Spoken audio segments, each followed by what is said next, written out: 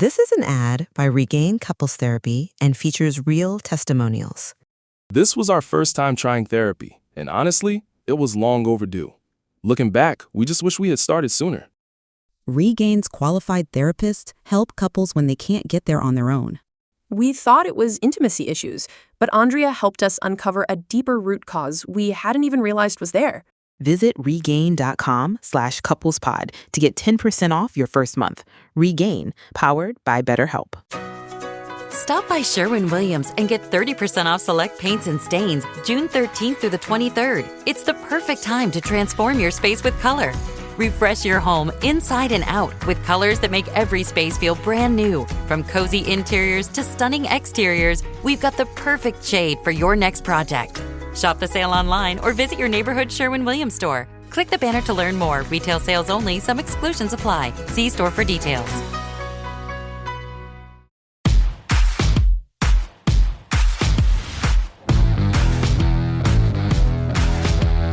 Welcome to the Dogs Podcast with your hosts, Blake Reneker, Justin Charles, and Josh All. Hey, what's up, Browns fans? Welcome back to another episode of the Dogs Podcast. Josh all alone, your host today on this Father's Day weekend. Everybody else is busy. They got stuff going on, so you get to listen to just me, myself, and I ramble at you guys today. But before I dive into anything, I just want to wish everybody out there happy Father's Day to all of you dads out there who are raising kids to be Browns fans. Whew, I'll tell you what, that is not a path for the faint of heart.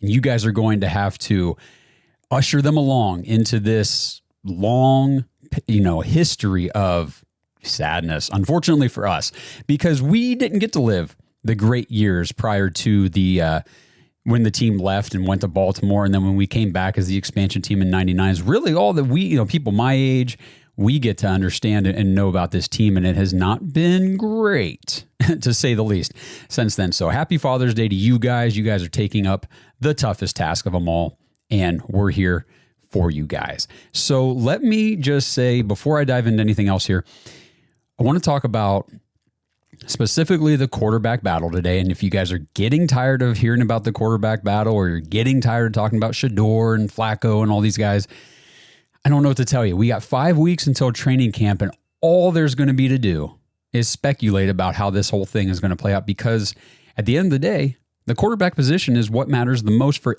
any team, and especially the Browns, since it's not defined. We have no idea how this is going to go, but we do have some clues as to what they're thinking, so we can talk about that here. We're going to be trying to line up some guests, try to get some firsthand experience from people that were at minicamp, at OTAs here over the 5-week break, the summer break, while the team is away before they come back late July for training camp. So we'll have some guests come on. We'll be talking a whole bunch of different things. So don't go anywhere. The offseason never stops at the Dogs Podcast. We will have episodes for you guys every week like normal. Tomorrow night, at least currently the plan tomorrow night, we're going to do a YouTube live from the studio. And the plan is to do an extensive listener mailbag segment on that show. So if you've got questions, you've got some takes you want on the show, head to not join the Dogs. That's in a second. Head to www.thedogspodcast.com. Go to leave voicemail in the drop-down menu. There's also an option you can just, send us a message written if you don't want to actually record your voice and send it in. Either way, get us your questions, your takes for the upcoming Browns season, and we will answer them on the show tomorrow. We've already got a voicemail and a question to go through, and we would love to get more. Obviously, we'll be taking questions from the live chat tomorrow and all that stuff as well. So make sure you tune in to that episode. And if you guys want to play fantasy football with us this year, the leagues are filling up, people are coming in, and we are getting things ready to roll for our redraft drafts in late August. And that's at jointhedogs.com. There we go. Head over there, join the Patreon. It's just $5 a month, the only stipulation for fantasy. You just have to be a Patreon member throughout the duration of the season, the fantasy football season. No big deal. It helps support the show financially. We really appreciate it. You get access to the private Discord to get into the Dog Pack community over there. Talk with everybody. There's 24/7 conversations going on. Plus, that's where all the smack talk for fantasy goes down as well. So we have a channel in there for each of our fantasy leagues. So you can join that specifically to talk to your league mates. It's just a ton of fun. We play on Sleeper. I know people ask about what app we use. use, what platform. So it's Sleeper that we play on. So get in there. I won 2 leagues last year. Blake won a league. Justin was a 2-time champ prior to last year. If you want to come in here and you think you can take down the dogs in fantasy football, head to jointhedogs.com and register now. All right, too much preamble. Let's dive into the meat and potatoes of this sucker. Article on cleveland.com, and I'm going to be going through a lot of basically cleveland.com stuff here today. And they were discussing how both the Browns' rookie quarterbacks are being positioned, in their opinion, to start games this upcoming season, but how each quarterback is on a completely different developmental path for the summer here. So they said Shedeur Sanders is the one being, quote, carefully nurtured in a controlled environment, and Dillon Gabriel is being, quote, thrown directly into the fire against the team's best defenders.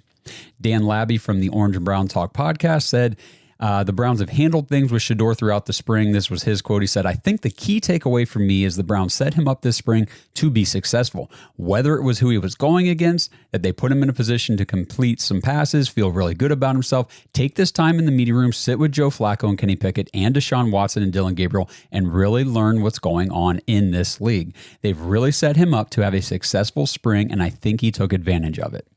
Let's pause right there. Let's just talk about that because I know there's been a lot of animosity, and I'm going to talk a lot to you guys, you Shedeur fans out there who are only watching this for that. That's fine. We love everybody here in Browns Nation. You guys are here to support one of our players, obviously. Is Shedeur Sanders, and that's your guy, and hopefully he's the Browns guy too. We love to have you, even if we don't always agree on everything. That's fine. The back and forth is what it's all about.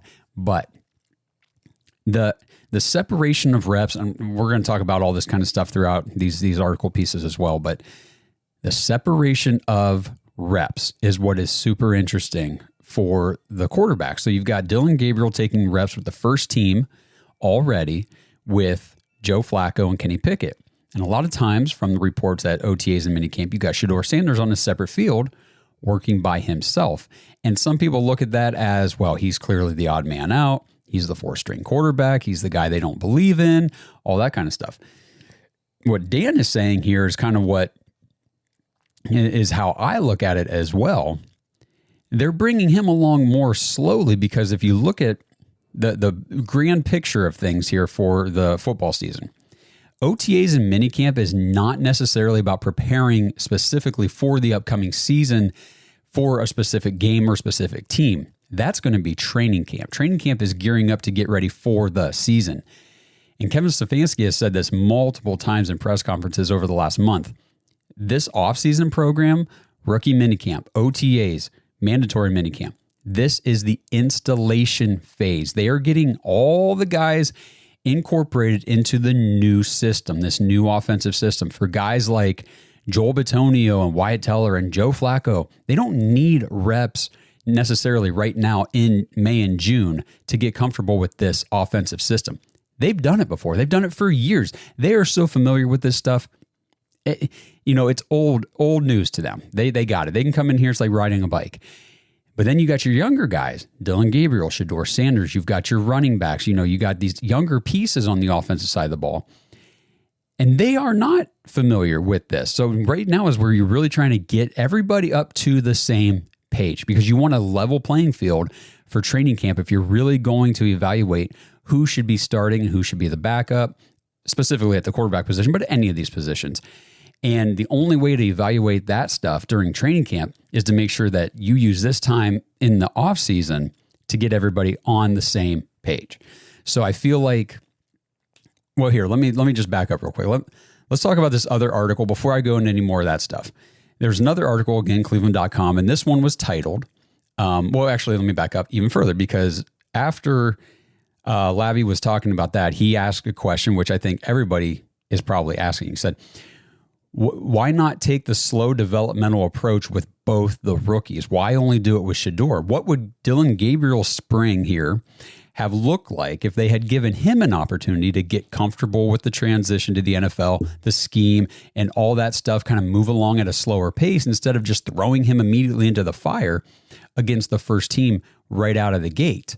So that's where we transition over to this article that says why Dillon Gabriel is getting first team reps while Shedeur Sanders waits his turn. So they talk about Gabriel working with Flacco, Pickett, first teams, and Shedeur, like I said, often works with himself on a different field with the second and third string guys. Mary Kay Cabot from Cleveland.com in this article, she said they are using mostly Dillon and Kenny Pickett to try to figure out what works in this offense and what doesn't. It's a new scheme. They have to throw some things out. They have to put some things in, and they're not putting all of that on Shedeur's plate as the fourth team quarterback. They're trying to get Kenny and Dillon possibly ready to play, maybe to be the starter and the backup possibly. So they talked about Pickett and Gabriel serving as the testing ground for Tommy Rees's offense, which I think is kind of silly. I mean, we'll see how things are transpiring during training camp, but I'm pretty sure we were all on the same page here that this is Kevin Stefanski's offense with some Tommy Rees influence and wrinkles thrown in on certain areas and concepts of the offense. I don't understand where they're getting this whole, it's a whole new scheme thing from. I don't feel like it is. You hear the veteran players talk. You hear Bitonio talk about the scheme this year and everything. He's basically, I mean, he said like getting back to basics, getting back to what we do the best. Like this is not a brand new scheme. So some of this stuff, I'm not sure where they're getting it from. I wish they would expand a little more on how this is like a whole new scheme for guys to learn, but whatever. We'll figure all that out in the coming months. But I'll read these next 3 paragraphs from that article just straight up because I think they're really interesting.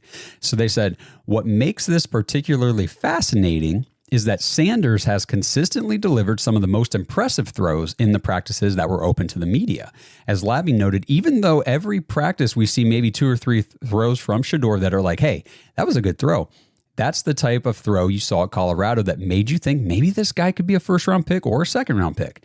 Yet despite these flashes, the Browns remain committed to their developmental timeline.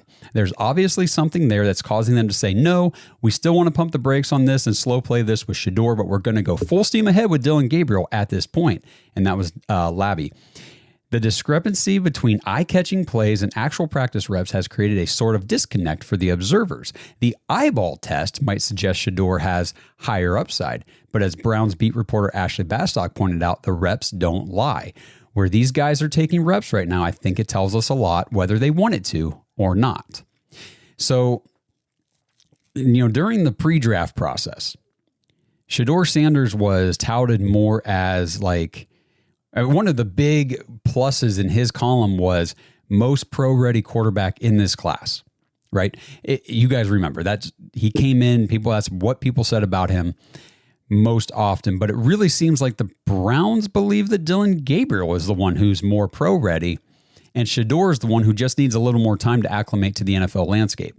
Now, before you guys freak out about what I just said, and yes, again, Shedeur fans, talking mostly to you, let's think about that concept for just a second. The Browns have more insider information into Shedeur's readiness than probably any other team in the NFL. You got former Browns head coach Pat Shurmur, who was the OC at Colorado for Shedeur, and then you got Bill Musgrave, Deion Sanders, Shedeur's father. His old teammate and longtime friend is the Browns quarterback coach. So we have no idea what conversations have been had behind closed doors, but Shurmur and Musgrave, maybe they both have had some influence on the way the Browns are bringing Shedeur along more slowly than Dillon Gabriel. Who knows? Maybe they cautioned that, hey, Shedeur needs a little more work moving to the under center play action game. Like that might be a little more of a transition for him than you might think. And then, while Gabriel is splitting those first team reps with not 1, but 2 veterans over there on the one field, Shedeur is on a separate field altogether, getting 100% of all those reps to work on those things. So that way, whenever we get to training camp, like I said earlier, level playing field. And let's not act, I can hear it right now. Yeah, but he's taking reps against 3rd and 4th string guys. Let's not act like 3rd string guys in the NFL are just scrubs compared to college players. Compared to the competition in college that Shedeur Sanders faced, every single guy on the defense at OTAs and minicamp is better, or is at least as good, if not better, than what Shedeur ever faced in college. And it's the entire defense. Whereas in college, Shedeur might have faced a defense that had, 1, 2, maybe 3 guys that were NFL caliber players. Now he's going against a defense that is comprised completely of guys who have at least made it to an NFL training camp. So these are still good players in terms of the competition level he has faced in the past.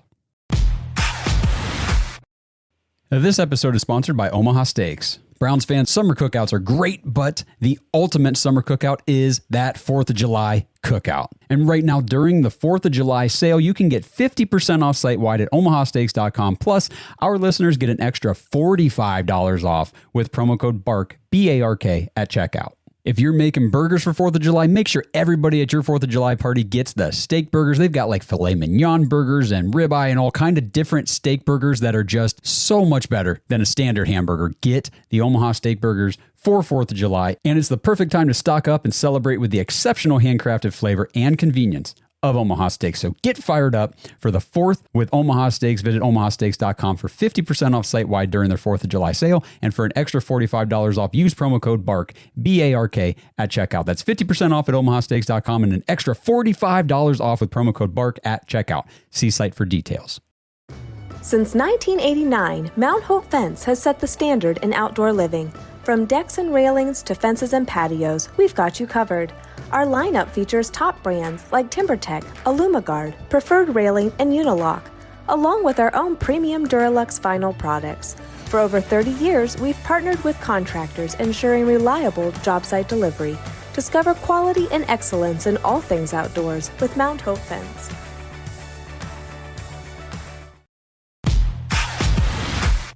All right, so then I'm going to dive back over to the article here. I got multiple screens up and stuff, so that's why I'm looking off here. But, you know, part of the explanation, this is from the article, may lie in the overall readiness of each player to handle the full offensive system. Sanders is working with a lighter mental and physical workload, which naturally leads to some cleaner execution, talking about his higher completion percentage on the stat tracker and all that stuff, while Gabriel and Pickett are being tasked with more complex responsibilities. Mary Kay Cabot said, when Shedeur is ready for more, he'll get more, but I think it's very significant right now that they're throwing first-teamers at Dillon. Dillon is playing with the first-team offense against the first-team defense. I mean, those are choice, quality reps that he is getting. And then they go on to say the strategy implications seem clear. The Browns are positioning Gabriel to potentially serve as the backup quarterback behind a veteran starter, likely Joe Flacco or Kenny Pickett. Sanders, meanwhile, is on a longer developmental timeline. Okay. So I know that there's some stuff in there that's going to make people, oh man, Mary Kay Cabot, she just hates Shedeur Sanders. Oh, does she hate Shedeur Sanders? First of all, I gotta defend Mary Kay a little bit on all that stuff because I see it in the comments. I see it all over social media. Oh, she hates Shedeur. She's got an agenda, blah, blah, blah.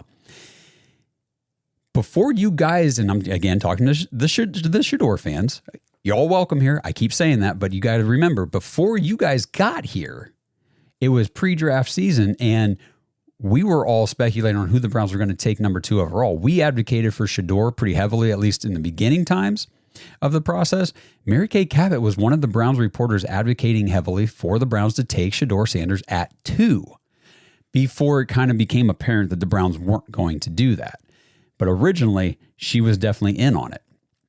So here's another article that just came out yesterday. I mean, it says, what changed for Shedeur Sanders over the past 2 weeks and his status in the Browns QB competition? This is strictly by Mary Kay. She says, if Shedeur Sanders continues to progress in training camp like he has over the past 2 weeks, he will narrow the gap on the other 3 Browns quarterbacks in the competition. And I think this is what the Browns may have seen or may have thought they saw, whether you agree with it or not, whatever, doesn't matter. This is the way it's playing out. They came into this. And again, I will go back and I will cite some of the videos that came out from rookie minicamp, the first time these 2 quarterbacks got on the field. Dillon Gabriel looked sharper than Shedeur Sanders, from what I could tell, from what I saw. It didn't mean that Shedeur didn't look good. It just meant that Dillon looked a little more refined in some of his passes and his timing, his anticipation, things like that. The throws looked better. We talked about some of the wobbly passes from Shedeur in the rookie minicamp. Okay, fine. They came back in OTAs, and she talks about this. And we heard from multiple sources as well.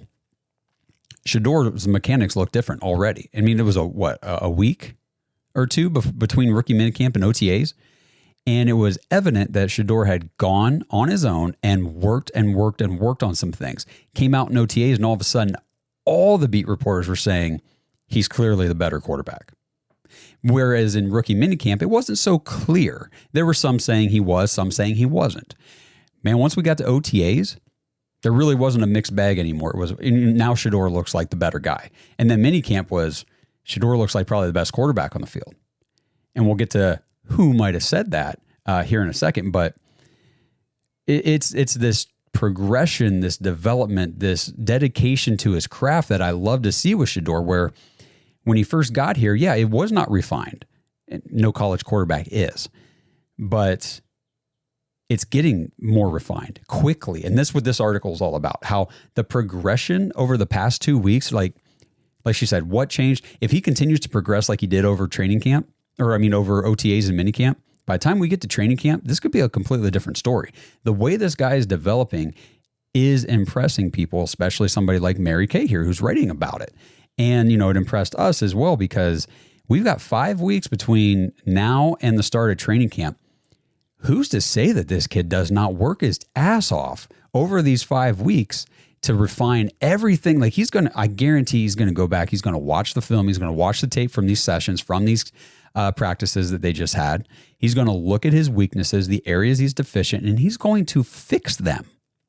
If this guy works his tail off for the next 5 weeks, which I have no reason to believe he won't, he's going to come into training camp and he could blow the doors off this entire competition, unlike anything we're even anticipating. So she goes on here, and her article from yesterday says, after a bit of a slow start in spring practices, which is what I talked about, Sanders has come on strong over the past 2 weeks with plenty of completions, touchdown passes, and a good grasp of the scheme. Granted, he's still the fourth team quarterback and has a long way to go, but he's made significant strides during recent organized team activities and the mandatory minicamp, remaining very alive in the competition. So she says he's still a long shot to start on opening day. And she also talks in here about how Dillon Gabriel is as well. But she does say that, the job remains wide open. She thinks Pickett and Flacco have an edge just by virtue of their experience as the veterans. We still personally believe on this show, Joe Flacco is the week one starter. Even if Shedeur comes out in training camp and is like, wow, this guy could be the starter week one, just let Joe start the season. For all you Shedeur fans, again, you do not understand the pain that has been Browns fandom for decades. The pain that has been the Browns quarterback situation for decades. We do not need to shove this kid into the starting lineup right away. There's no need for it. Let Joe Flacco start the season. Get us off to whatever start he gets us off to. Good, bad, somewhere in between. Whatever. There, like I said last episode, there will be a natural progression from Joe Flacco to the next guy at some point, and it will be within the first half of the season. I guarantee it. So let's just start out with the veteran, get Shedeur up to speed with the week-to-week, the schedule of the NFL season, the preparation, all that stuff, and then we'll let him start a few weeks into the season.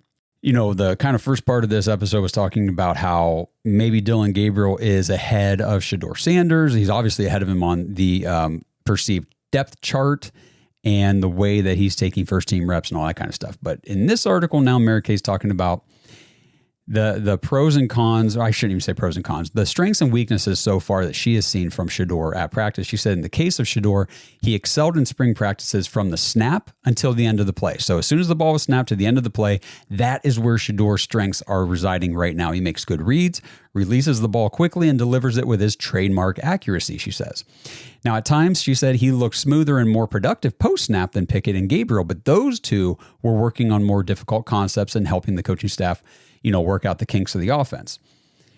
So then she said, what's more, Pickett and Gabriel worked primarily with and against first teamers. Sanders worked almost exclusively with and against backups, but his poise and excellent arm talent were undeniable over the 3-day camp. So then she kind of goes in. So there were the strengths was from snap to throw, snap to the end of the play. The pre-snap process, she says, is where he needs to continue to develop and work. She said that he needs the most improvement in the pre-snap process, including things like calling plays in the huddle, signaling motion, sliding offensive line protections, and changing plays. Also terminology. That's going to be a big thing. She said it's going to be tough for both rookies to master over the next couple of months. And then the game only is going to speed up even faster when you've got Myles Garrett, Mason Graham, Alex Wright, Isaiah McGuire, those guys coming at you from the defensive side of the ball. To me, this shouldn't be surprising, but I know some people out there think that this guy is perfect and there's nothing he needs to work on. He would be the first one to tell you you're wrong. And he does have things he needs to work on. He talks about it in every press conference, how he's got to go back. He knows the things he's got to work on. He's going to fix them. He talks about it. And I think this pre-snap process stuff is so typical for rookie quarterbacks. This is nothing crazy. Okay. They're coming from college, and I'm talking most of these rookies that come in the NFL at the quarterback position. They're coming from college where they're running primarily out of the shotgun. A lot of them run nothing but hurry up offenses. They're getting calls in from the sideline. They're signaling calls out to the receivers. They're telling the line what the play is, and they go. Boom. There is no huddle. There's none of that stuff.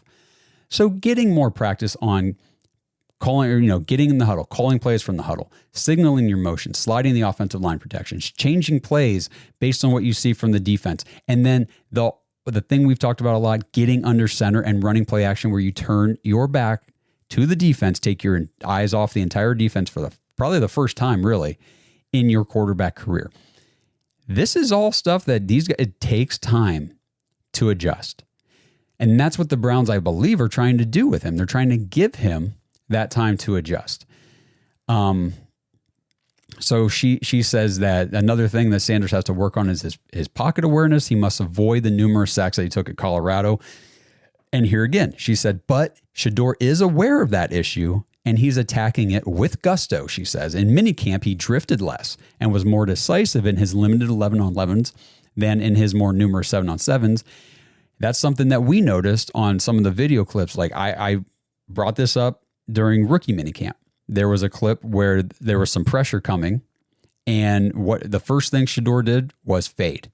Drift back. He drifted back in the pocket. It wasn't a ton, but it was enough. That was his first instinct, was to drift back, and then he threw that. That was one of the clips where he threw a big duck wobbly pass out there. And I was like, wow, those are some of the issues that I saw on film from college. Fast forward ahead to OTAs and minicamp, I never saw a clip where he did that.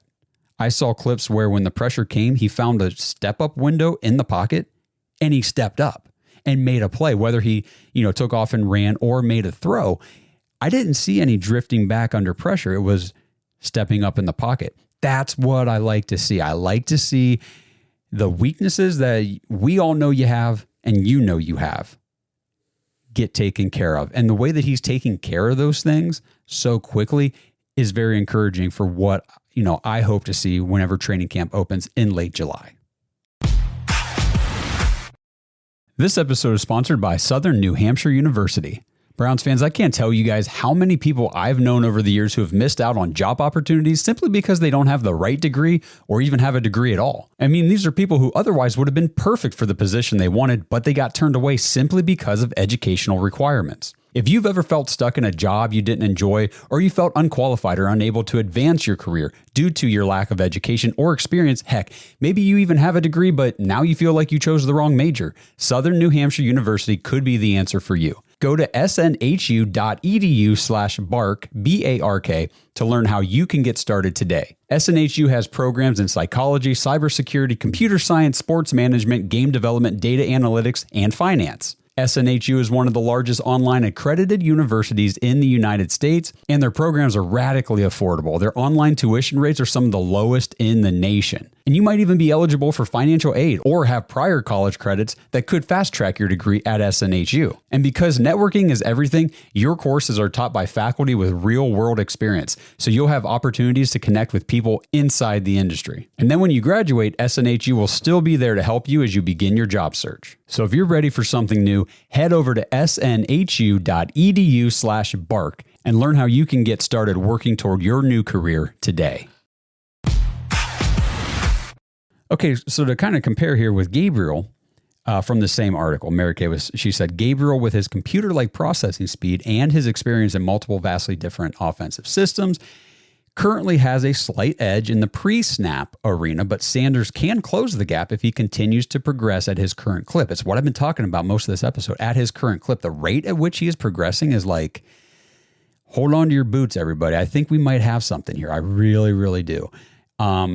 She says this is Shedeur now, with his high football acumen and tireless work ethic. That's one thing that has been unanimously stated across the board by coaches, beat reporters, teammates. The work ethic is undeniable for Shedeur. She says he can show up for training camp leaps and bounds ahead of where he left off in minicamp, and which is exactly what I've been saying this whole time. So, the likelihood of Shedeur Sanders coming through training camp at this moment in time, coming through training camp and coming out as the week 1 starter, I wouldn't put the odds very high. Again, could he come out as the QB2 and the first guy they're going to turn to whenever Joe Flacco or whoever starts the season fades out or whatever? I would put the odds a little higher at that. We'll see. The Browns don't always do things that make the most sense, and their evaluation of talent at the quarterback position has been a bit questionable, to say the least. But we'll see. We'll see what they decide to do. And again, we can only speculate from here on to training camp, but everything that Shedeur has shown from rookie minicamp to OTAs and minicamp has been fast progression. He is developing quickly. He seems to really be able to learn at a high rate, and it's very encouraging. I mean, to anybody out there who might still be saying, "Oh, you guys are Shedeur haters," or I don't know how you could say that. I just pre-ordered my Shedeur jersey. Like I'm bought in, I'm ready to go.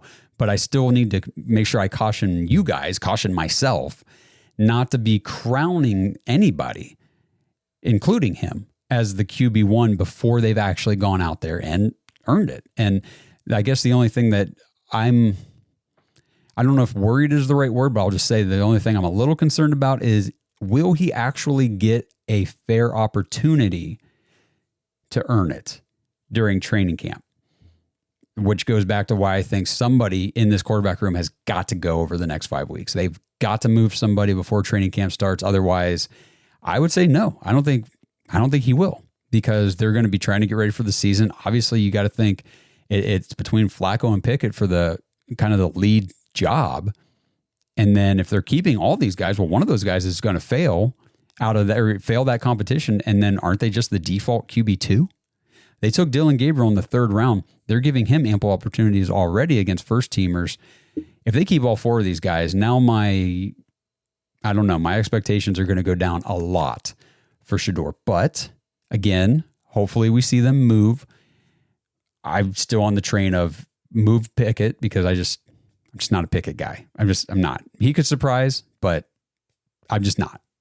Now, as far as opportunity goes, according to Mary Kay here in this article, she does say the good thing for both of the rookies is that they're both going to get plenty of playing time in the preseason, because we're going to have joint practices with the Panthers and the Eagles. So those will be really good opportunities for those guys to get reps against other teams, other competition during those joint practices, and then also in the preseason games. I mean, we'll probably see, depending on how training camp shakes out and the depth chart and the order and all that kind of stuff, but you'll probably see games where Dillon Gabriel gets the first half, Shedeur Sanders gets the entire second half. And then maybe the next preseason game, they switch and Shedeur gets the first half and Gabriel gets the second half. You could easily see those kind of things happening. But one other thing to note is, based on what I've been reading, and some videos that have been shared and things like that, it sure sounds like the Browns players, and most notably the veteran players, want Shedeur to be the guy. There's no denying it. I don't know if you guys saw the clip. I don't think I can actually play the clip on here for copyright or whatever BS, but Chad Ochocinco was on his podcast talking with Shannon Sharp. And if you guys want to see the video, head over to our Twitter. But he said he shared what he has been hearing from Browns players. He said he's talked to some players on the team, and this is what they've said about Shedeur. And he accidentally slipped a name out, and I'll just read you his quote. He said, "I talked to Denzel Ward. Damn, I shouldn't say his name. But anyway, I talked to some people, and Shedeur looked different. There's a difference when that young bull is out there spinning that ball. You hear me?" That was his quote. He explained that players on the field in Berea say Shedeur has stood out, whether he's going with the second team, third team, what have you. And he said he looks different from the rest of the competition. That's what I heard. So there you go. You got, obviously, Denzel Ward has made a comment about Shedeur just looks different. Greg Newsome has spoken very highly of Shedeur. You see him out there pounding around with guys like David Njoku and Jerry Jeudy, and it's like, I think that the guys are really gravitating toward him. And then you've got guys like Jason Lloyd from The Athletic. He said that Kenny Pickett's going to start the first game. I'll be shocked if he doesn't. So I'm telling you guys, this quarterback competition is all over the frickin' place. It really is. I'm just not bought into Kenny Pickett. I don't know, man. If you guys see the upside with Kenny Pickett, drop in the comments. I know Blake's higher on Kenny Pickett for sure than me, and I don't think Justin's very high either, but let me know what you guys think. It's a good conversation to have because, again, if the Browns roll with all four of these guys into training camp, Pickett's obviously going to be among the top guys really vying for that starting spot. But kind of going back to, who are these guys playing with or, taking reps with and all that kind of stuff. You see a lot of people say, oh, Shedeur hasn't taken any reps with the first team guys. I've seen plenty of video clips and things where he's thrown the ball to Diontae Johnson. If Diontae Johnson makes the roster, he will 100% be a starter. He's going to be a first-team guy. He will be our slot receiver. That's what he is. He's a great receiver. He just needs to get his head on straight. But if he's got his head on straight, he's very good. So it's not like he's only throwing to Luke Floria and Keyshawn Johnson and Caden Davis. He's out there throwing to Diontae Johnson. And another thing that I've talked about previously, I believe, but if not, then I'll just reiterate here. When we talk about, Dillon Gabriel's taking reps with the first team. What first team? Jerry Jeudy, that's it. Cedric Tillman missed all but the very last practice of minicamp. So he missed 2 days of minicamp and I think all of the second week of OTAs and maybe part of the first week. I can't remember, but he missed a lot of it. And David Bell's not out there playing because he's still recovering from his hip surgery. And Diontae Johnson wasn't even at OTAs either. So during OTAs, and Dillon Gabriel's throwing the first team, that was Jerry Jeudy, and then he's also throwing to Keyshawn Johnson and Caden Davis because there's nobody freaking else out there. Jamari Thrash. That's it. So there really is no first team receiving core to speak of, at least not during this offseason program. So I think the playing field's a little more level from the offensive side of the ball than what you might think. And then on defense, like I said, either way, these guys are all getting good reps. And the key thing is if you think Shedeur is a guy, whether I'm talking to the Browns or I'm just talking to you guys as fans or whatever, whether you think if you think he could be the guy, the last thing you want to do is say, all right, get out here against Myles Garrett and go. And him to look at you and be thinking in the back of his head, I'm still not really fully comfortable running out, out of this play action. I'm not really fully comfortable breaking the huddle and coming up here and changing the play or what. Get him ready. Get him ready. And I think that's what this offseason program was heavily focused on. So again, don't buy too much into the stat trackers and all that stuff. And whenever those kind of things start coming out, because they're going to do the stat trackers during training camp, pay a little more attention to those. But here in the spring practices, I wouldn't put too much stock into what, like Shedeur did, or too much stock into some of the bad numbers or stats or completion percentages from the other guys or whatever, because again, it's just OTAs and minicamp. They're just working on things. They're trying to get everybody up to speed, but training camp is where the intensity is going to ramp up big time. And that's where things are really going to matter. So how things progress from here to there, that's going to tell the story for me. So, let me know what you guys think again in the comments. If you've got questions, if you've got, just a take that you want us to read on the show and kind of react to, head to thedogspodcast.com, drop us a voicemail, drop us a message. It'll come straight to our inbox. We'll read it on the show. We'll play your voicemail on the show tomorrow, and we will go over all of these things.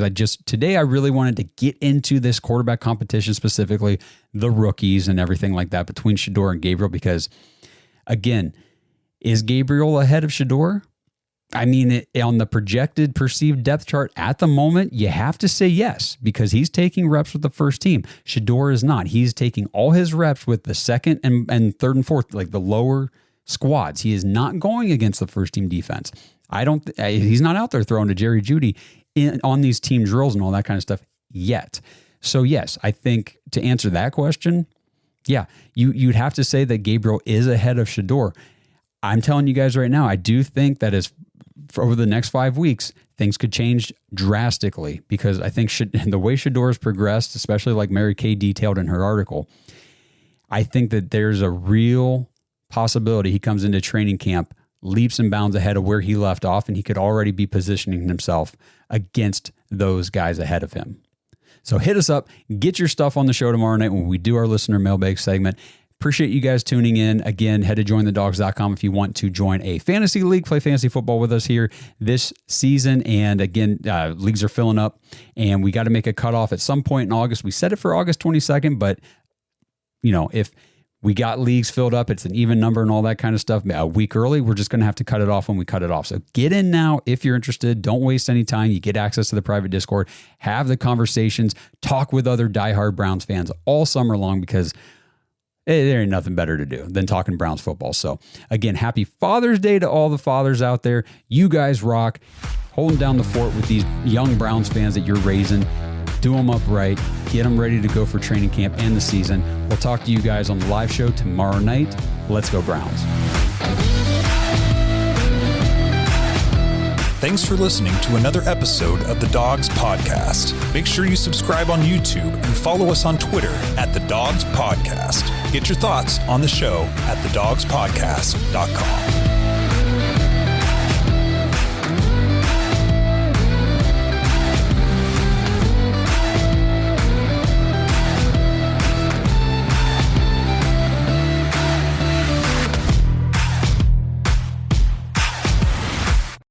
This episode is sponsored by Manly Bands.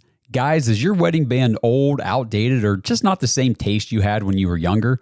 Or hey, maybe you're about to get married, but you don't want to deal with the salespeople at the jewelry stores.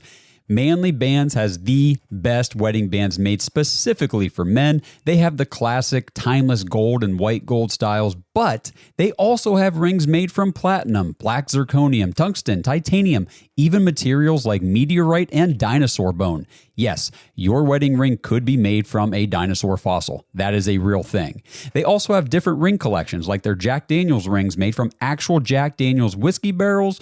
They also have Lord of the Rings and DC Comics band collections. Head over to manlybands.com/dogs and take advantage of their 30% off sale with free shipping. Plus, use promo code DAWGS, DAWGS, when you check out for another 10% off your order. Now, every Manly Band comes with a free silicone ring, and if you don't know your ring size, that's okay. You can order a free ring size chart from Manly Bands to make sure that you know exactly the right size before you order. And then if you get your ring and it doesn't fit just right, you can always return it or exchange it without any hassle. And I know this because I like my rings to be a little more loose, and the first band that I got was just a little too snug for the way I like to wear it, so I exchanged it, and the whole process was quick, easy, and I had my new ring in no time. And now, Manly Bands is even accessorizing men beyond just your wedding rings with their chain necklaces and chain bracelets made for men by men. And if you need groomsmen gifts or anything else, Manly Bands has you covered with their barware, whiskey glasses, flasks. They even have customized coasters and flight trays. So skip the jewelry stores, avoid the salespeople, and get a wedding band that was designed for you. Manlybands.com/dogs to get 30% off, free shipping, plus get an extra 10% off when you use code DAWGS, DAWGS, when you check out. We interrupt this program to bring you an important Wayfair message. Wayfair's got style tips for every home. This is Styles McKenzie helping you make those rooms sing. Today's style tip: when it comes to making a statement, treat bold patterns like neutrals. Go wild, like an untamed animal print area rug under a rustic farmhouse table from Wayfair.com. Arr, fierce. This has been your Wayfair style tip to keep those interiors superior. Wayfair, every style, every home.